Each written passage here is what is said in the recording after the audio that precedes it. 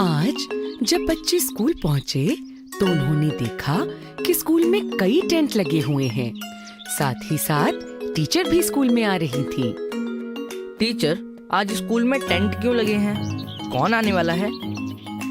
आज हमारे स्कूल में डॉक्टर टीचर आने वाली है सोहन। क्या डॉक्टर टीचर हमें इंजेक्शन लगाएंगी?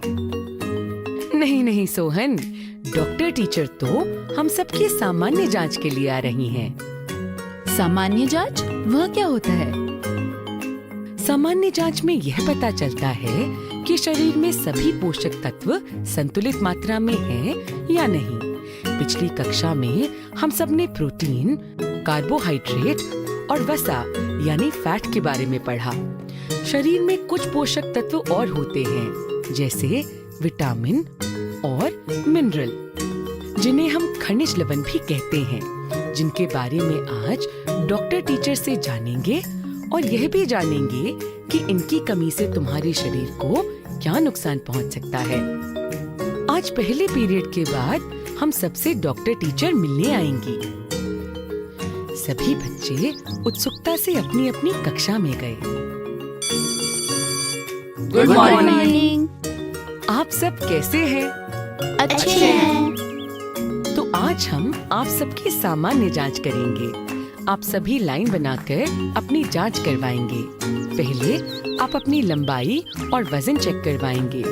फिर डॉक्टर भैया आपके दांत और आंखें चेक करेंगे। आखिरी में मैं आप सभी की एक सामान्य जांच करूंगी। सभी बच्चे एक पंक्ति में खड़े हो गए और एक एक करके काउंटर पर अपनी अपनी जांच के लिए जाने लगे। जैसे ही सभी की जांच खत्म हुई, डॉक्टर टीचर ने सभी को एक गोले में बैठने को कहा। बच्चों, क्या आप सबको पता है कि हमें अपना शरीर कैसे स्वस्थ रखना चाहिए? हाँ डॉक्टर टीचर, हमें अपने शरीर को साफ रखना चाहिए और संतुलित आहार खाना चाहिए। बिल्कुल सही कहा। तो कौन बताएगा कि संतुलित भोजन क्या होता है? डॉक्टर टीचर, संतुलित भोजन मतलब हमारे भोजन में हर प्रकार के पोषक तत्व होने चाहिए, जैसे प्रोटीन, वसा एवं कार्बोहाइड्रेट्स। बिल्कुल सही कहा सोहन। और इनके साथ साथ हमारे भोजन में कुछ और तत्व जैसे विटामिन और मिनरल का होना भी बहुत जरूरी है। डॉक्टर टीचर, विटामिन और मिनरल क्या होते हैं? विटामिन और मिनरल भोजन में पाए जाने वाले कुछ ऐसे तत्व हैं जो हमारे शरीर की कई बीमारियों से रक्षा करते हैं। इनसे युक्त भोजन का सेवन न करने पर हमें कई रोग हो सकते हैं। ऐसे रोग जो विटामिन या मिनरल की कमी से होते हैं, उन्हें अभावजन्य रोग बोलते हैं। चलो, क्या आप सब मेरे साथ एक खेल खेलने को तैयार हो? खेल? वाह, बड़ा मजा आएगा। अब हम विटामिन और मिनरल के बारे में इस खेल से जानेंगे।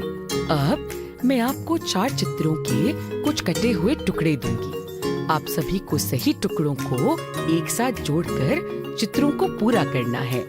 हर एक चित्र में एक एक विटामिन छुपा है। यदि आपने सही टुकड़ों को जोड़कर पहेली पूरी कर ली, तो आप एक एक विटामिन के बारे में जान पाएंगे। सभी बच्चों ने बड़े ही उत्साह से चित्र पहेली के टुकड़ों को जोड़ना शुरू किया। कभी इधर तो कभी उधर। टुकड़े जोड़कर आखिरकार सभी ने पहेली को पूरा कर दिया। अरे वाह! आप सबने तो बड़ी ही आसानी से सभी चित्र पहेलियां सुलझा ली। क्या अब आप एक एक करके सभी को बताएंगे कि आपके चित्र में क्या क्या है? एक एक करके सभी ने अपने चित्र गौर से देखे। सभी चित्रों में विटामिन के बारे में ढेर सारी जानकारी थी। अब एक एक करके आप अपने चित्र में दिए गए विटामिन के बारे में सबको जानकारी देंगे। मेरे पास विटामिन ए का चित्र है। विटामिन ए आंखों की रक्षा करता है। विटामिन ए बहुत से पदार्थों से मिलता है, जैसे गाजर, दूध, मछली आदि। ये देखो, मेरे पास विटामिन बी का चित्र है। ये हमें कुछ कम पदार्थों से मिलता है। विटामिन बी की कमी से दिमाग पर बुरा असर पड़ता है और दिमाग असंतुलित भी हो सकता है। ये ज्यादातर अंडे, दूध से बने पदार्थ और अनाज से मिलता है। ये देखो, मैंने विटामिन सी का चित्र देखा। ये हमें कई बीमारियों से बचाता है, जैसे सर्दी और जुकाम। ये ज्यादातर हमें फलों से मिलता है, जैसे संतरा और अमरूद। विटामिन डी का पोस्टर टीचर के पास था। आपके पास कौन सा चित्र है? विटामिन डी यह हमारी हड्डियों एवं दांतों को मजबूत बनाने में मदद करता है। यह हमें सूरज की धूप, दूध एवं दूध से बने पदार्थों में मिलता है। अगर मौसम अच्छा हो तो हमें कम से कम आधा घंटा रोज सूरज की धूप में बिताना चाहिए। बच्चों, तो आज हमने डॉक्टर दीदी से क्या-क्या सीखा? टीचर, हमने यह सीखा कि हमारे शरीर की वृद्धि एवं बीमारियों से रक्षा के लिए हमारे भोजन में पोषक तत्वों का होना बहुत जरूरी है। और हमने यह भी सीखा कि यदि ये सब तत्व हमारे भोजन में ना हो तो हमें इनकी कमी के कारण बीमारियां भी हो सकती हैं, जैसे विटामिन ए की कमी से आँखों का कमजोर होना, विटामिन बी की कमी से दिमाग पर असर पड़ता है और वह असंतुलित भी हो सकता है। विटामिन सी रोगों से हमारी रक्षा करती है और विटामिन डी हड्डियों की सुरक्षा के लिए बहुत जरूरी है।